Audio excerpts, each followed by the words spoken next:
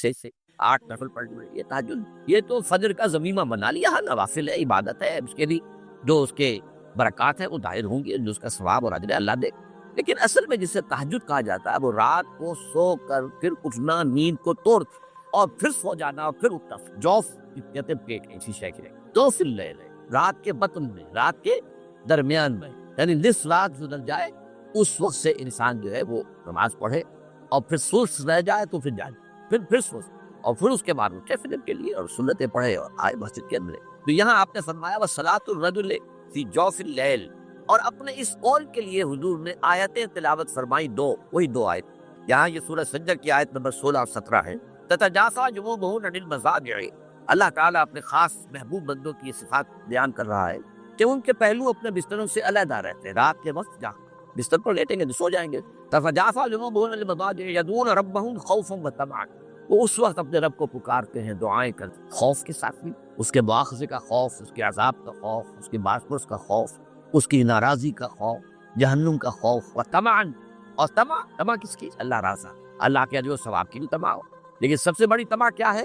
اللہ مجھ سے، اس لیے سب سے اونچا مقام یہی ہے، رضی اللہ عنہم ورضوا عنہ، اللہ ان سے راضی ہو گیا، ہوا اس اللہ سے راضی ہو۔ یہ باہمی رضا ہے، بندہ اپنے رب سے راضی رہے، وہ ہے کہ تسلیم و رضا جو بھی دنیا میں آ رہا ہے اس پر شکوہ، اللہ کا شکوہ زبان پر کیوں بھی آ رہا ہے، یہ میرے رب کی طرف سے، وہ میرا مولا ہے، آقا ہے، دوست ہے، میرا خیر خواہ ہے، اسے معلوم ہے کہ اس شر کے پیچھے کون سا خیر آ رہا ہے، مجھے کیا پتا، مجھے تو شر نظر آ رہا ہے، خیر سے نظر نہیں آ رہا۔ اس لیے فرمایا گیا کہ ہو سکتا ہے عسیٰ ان تکرہوا شیئا وہو خیر لکم وعسیٰ ان تحبوا شیئا وہو شر لکم واللہ یعلم وانتم لا تعلمون، ہو سکتا ہے تمہیں کوئی چیز بری لگے حالانکہ اس میں تمہارا خیر، این ممکن ہے تمہیں کوئی چیز اچھی لگتی جو حالانکہ اس میں تمہارا شر ہے، اللہ جانتا ہے تم نے اس کیفیت کے اندر دنیا کی زندگی گزارے، اللہ تعالیٰ آخرت میں سے راضی کرتے ہیں، اللہ اس سے راضی ہو جائے۔ خارا کہتے ہیں خیر طلب کرنے، یہ باب استفعال سے جب کوئی آتا ہے، استنصار مدد حاصل کرنا، مدد لینا، استخارہ خیر طلب کرنا، خیر حاصل، اور اس کی ایک دعا جو ہے وہ ایسی ہے کہ جو حضور نے صحابہ کہتے ہیں ہمیں ایسے سکھائی جیسے قرآن،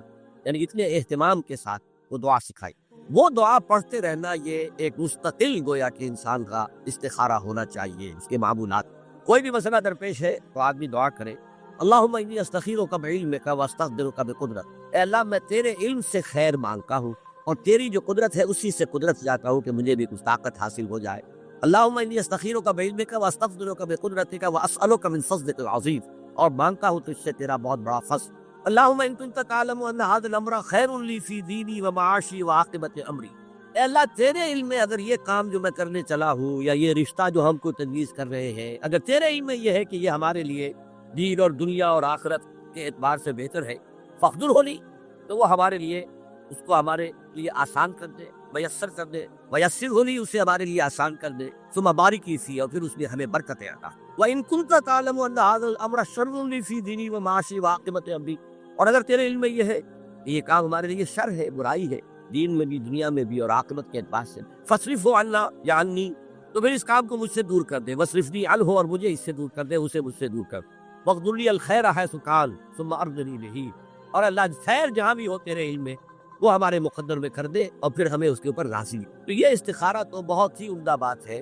اور یہ تو ہمیں اکثر معاملے میں کرنا چاہیے۔ البتہ وہ استخارہ نکالنا، یہ فلاں سے استخارہ نکال رہے ہیں، فال نکال رہے ہیں، پھر استخارے میں یہ سمجھنا کہ پھر یہ دعا مان کر 2 نفل پڑھتے اس کو خواب میں ضرور کوئی اشارہ ملے گا، ان چیزوں کا کوئی ثبوت نہیں ہے میرے ان کی حد تک احادیث میں۔ بہرحال اگر اللہ تعالیٰ اشارہ کر دے اپنے خواب کے، ابھی کوئی بعید بات تو نہیں ہے، لیکن یہ کہ اصل میں دعا استخارہ جو ہے بس وہ ہے اصل استخارہ، اور وہ بہت عمدہ چیز ہے، اور وہ ایمان کے عین مطابق کہ اللہ ہم نہیں جانتے تو جانتا، ہم شارٹ سائٹڈ ہیں، ہمیں یہ چیز اچھی لگ رہی ہے، ہمیں پتہ نہیں شاید اس کے پیچھے کوئی بری چیز چلی آ رہی ہے۔ قرآن نے کہا ہے وَعَسَىٰ أَن تَكْرَهُوا شَيْئًا وَهُوَ خَيْرٌ لَكُمْ وَعَسَىٰ أَن تُحِبُّوا شَيْئًا وَهُوَ شَرٌّ لَكُمْ وَاللَّهُ يَعْلَمُ وَأَنتُمْ لَا تَعْلَمُونَ، ہو سکتا ہے تم کسی چیز کو برا سمجھو حالانکہ اسی میں تمہارا خیر ہو، اور ہو سکتا ہے تم کسی چیز سے محبت کرو حالانکہ اس میں تمہارے لیے شر ہو، اللہ جانتا ہے تم نہیں جانتے۔ تو اسی کو کہتے ہیں تفویض الامر الی اللہ، اپنا معاملہ اللہ کے حوالے کر دو، اللہ تو اگر اسے ہمارے لیے خیر سمجھتا ہے تو آسان کر دے، اگر شر سمجھتا ہے تو۔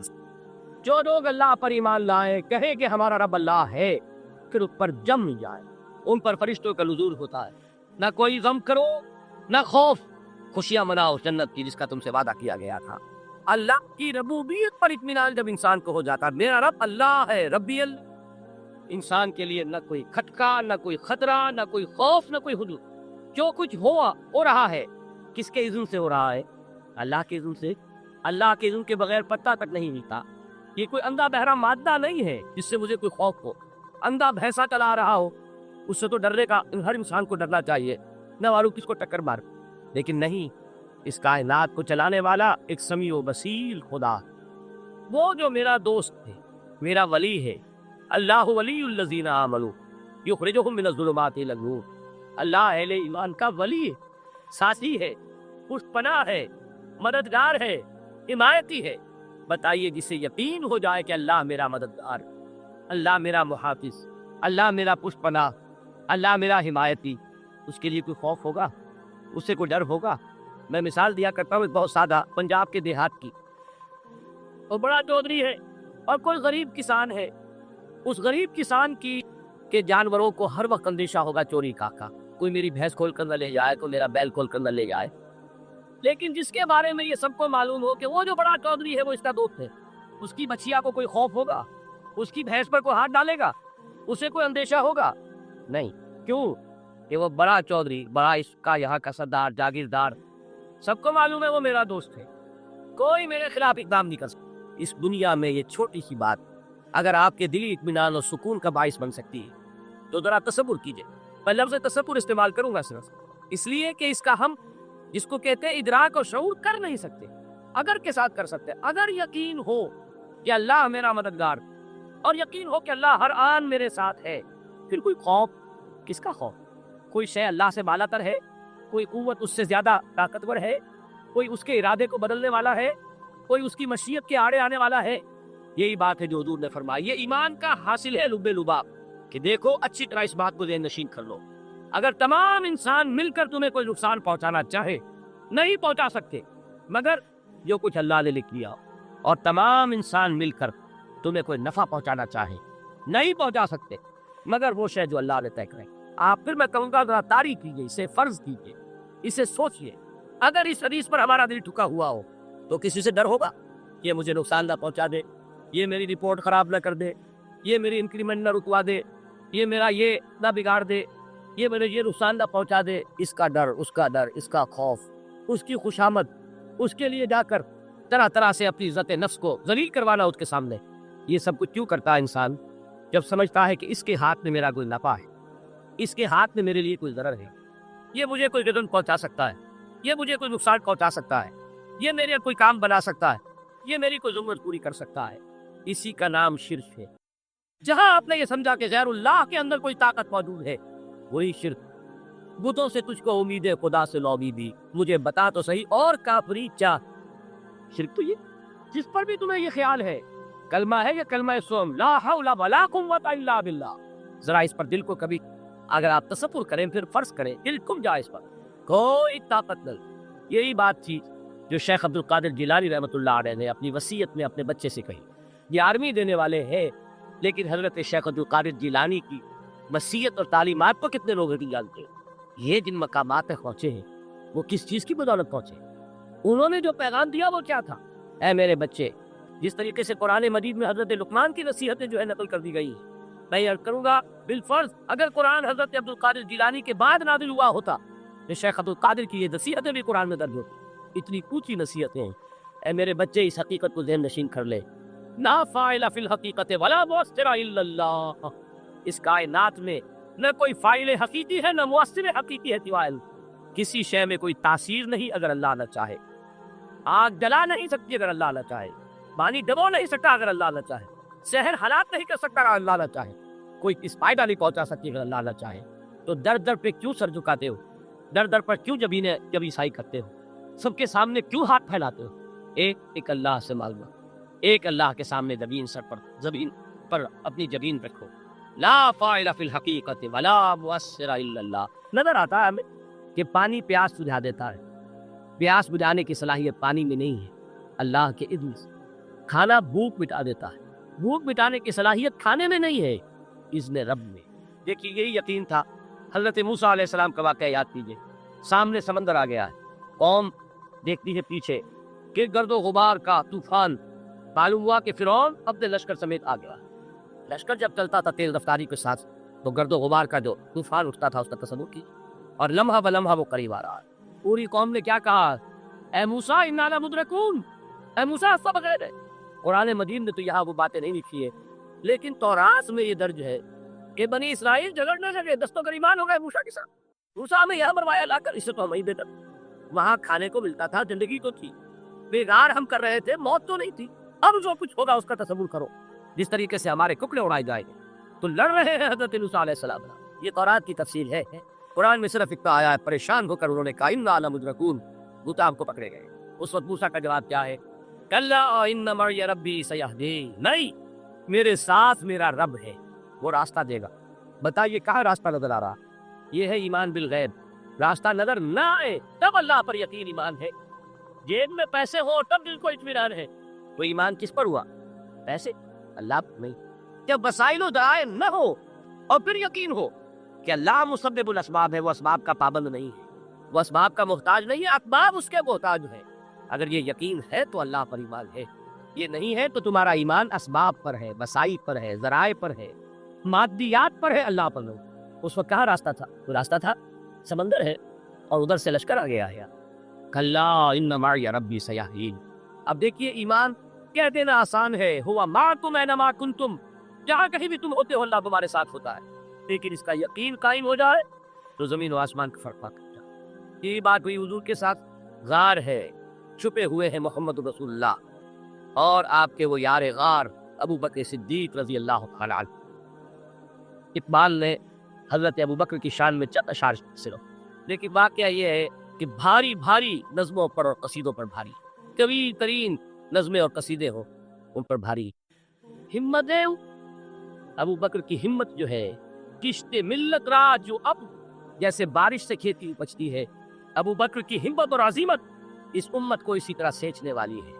ثانیے اسلام و غار و بدر و قب، وہ دوسرے تھے اسلام میں، دوسرے پہلے کون تھے؟ انا اول المومنین، حضور سے بات ہے، سب سے پہلا ایمان لانے والا میں، دوسرے ابو بکر۔ ویسے ہمارے ہاں یہ چلتا ہے اختلاف، حضرت علی پہلے ہے کہ حضرت ابو بکر پہلے ہے، لیکن اس میں بڑی خوبصورت تطبیق قائم کی ہے علماء نے، وہ بہت صحیح ہے۔ چار کے بارے میں فیصلہ ہی مت کرو کہ کون پہلے، ان کی ایک عجیب تقسیم کر دی ہے۔ آزاد مردوں میں، بالغ مردوں میں سب سے پہلے ابو بکر، بچوں میں سب سے پہلے علی، خواتین میں سب سے خدیجہ، اور غلاموں میں سب سے پہلے زید ابن حارثہ۔ بڑی پیاری تقسیم ہے، یہ چاروں ہی پہلے ہیں، ہر ایک کے لیے ابلیت ہے۔ اور واقعہ یہ ہے کہ اگر زمانی اعتبار سے تعین ہوگا تو پہلے خدیجۃ الکبریٰ ہے رضی اللہ تعالیٰ عنہ۔ کسی اور سے بات کرنے کی نوبت بعد میں آ سکتی ہے، پہلے تو اہلیہ محترمہ سے بات ہوئی، آتے ہی پہلی وحی ہوئی ہے، ابھی تبلیغ کا حکم نہیں تھا، اس کو بتایا واقعہ، ابھی اپنی نبوت کی تبلیغ کا تو حکم ہی نہیں آیا۔ واقعہ کس کا ہے؟ وہ خدیجہ کا ہے۔ جب کہا ہے کہ خشیت علی نفسی، مجھے اپنی جان کا اندیشہ ہے، تو کیا جواب دیا خدیجہ نے رضی اللہ تعالی عنہا؟ وہ صدیقۃ الکبریٰ، صدیقات جو ہے خواتین، ان میں چوٹی پر خدیجۃ الکبریٰ رضی اللہ تعالیٰ عنہ، اور صدیق تو مرد ہیں، ان میں صدیق اکبر ہے ابو بکر صدیق رضی اللہ تعالیٰ، لیکن صدیقات میں چوٹی۔ جب حضور نے فرمایا خشیت علی نفسی، کیا فرمایا، کیا عرض کیا، کیسے تسلی دی؟ نہیں نہیں، اللہ آپ کو ضائع نہیں کرے گا، غریبوں کے ہمدرد تھا، مساکین کے تکالیف رفع کرنے والے ہیں، آپ بیواؤں کی سرپرستی کرتے، مسافروں کی خدمت کرتے ہیں، اللہ آپ کو ضائع نہیں کرے۔ یہ یقین ہے اس خاتون کے اندر۔ خیر وہ ایک علیحدہ بات ہو جائے گی، میرے دل پر حضرت خدیجہ رضی اللہ تعالیٰ عنہ کی شخصیت کا بڑا گہرا نقش، تو وہ کوئی اور ہی وقت اور موقع ہوا تو بیان ہوگا۔ بہرحال اقبال نے ایک مصرے میں جو چار اولیتیں جمع کر دی، ہمت کشت امت را کے ابر، ثانی اسلام و غار و بدر و قبر۔ اسلام میں حضور کے بعد پہلے قوم ابو بکر، غار میں حضور کے ساتھ کون؟ بکر، بدر کی رات اللہ کا رسول کر بسجود، وہ جھاڑ، وہ گھاس پھوس کی جو جھوپڑی بنائی گئی تھی، اور وہاں تلوار ننگی لے کر پہرا دینے والا کون؟ ابو بکر۔ اور اس حجرہ عائشہ میں محمد کے بعد سب سے پہلے دفن ہونے والا کون؟ ابو بکر رضی اللہ تعالیٰ عنہ صلی اللہ علیہ وسلم۔ وہ جو معاملہ لکھرا رہا تھا غار ثور کا، حضرت ابو بکر بھی حضور کے خیال سے لرز گئے ہیں۔ آپ کو یاد ہوگا کہ جا کر پہلے تمام جتنے سوراخ تھے انہیں بند کیا، ایک سوراخ رہ گیا تھا جس کو بند کرنے کے لیے کوئی کپڑا نہیں تھا، وہاں اپنی ایڑی رکھی ہے तब कहा है हुजूर से तशरीफ लाइए, और अपने दानों पर हुजूर लिटाया है, और वहाँ किसी मूजी जानवर ने काटा है, हुजूर की आंख लग गई थी। उस वक्त उस बिल के अंदर जो भी बिच्छू है क्या है वल्लाहु आलम, उसने काटा है। उसकी तकलीफ की वजह से अबू बकर की आंखों से आंसू टपक गए। हुजूर के चेहरे मुबारक पर पड़े हैं तो हुजूर जाके जागे मामला क्या आया। एरी नहीं हटाई बात से, मबादा वो जानवर वहां से निकलकर मोहम्मद रसूलुल्लाह को गदन पहुंचा दे। अबू बकर की एरी है, जिस तरह चाहे खा ले, खत्म कर दे, जान निकल जाए तब कोई आँच आए मोहम्मद पर, लेकिन जीते जी वो है अबू बकर। हुजूर के ख्याल से उस वक्त हुजूर ने फिर अपना लुआब दल लगाया है और उससे फिर आपकी तकलीफ खत्म की। जैसे खैबर में हजरत अली की आंख दुख रही थी, उसको जो शिफा हासिल हुई है वो भी हुजूर के लुआब दहन से। बहरहाल उस वक्त उन्होंने कहा है ए नबी या रसूल अल्लाह, अगर इस वक्त इनमें से किसी ने गैर इरादी तौर पर भी अपने कदमों की तरफ झांक लिया तो पकड़े जाए। क्या जवाब था अल्लाह के रसूल का? ला तहज़न इन्नल्लाह माना, अल्लाह हमारे साथ है, क्यों घबराते हो अबू बकर? ये है ईमान बिल्लाह, मेरा मालिक अल्लाह, मेरा राज़िक अल्लाह, मेरा मुहाफ़िज़ अल्लाह, मेरा मददगार अल्लाह, मेरा पुष्पनाह अल्लाह, मेरा दोस्त अल्लाह। ये दोस्ती है अल्लाह की जो लुब्बे लुबाब है, हासिल है ईमान का, इसी का नाम विलायत है।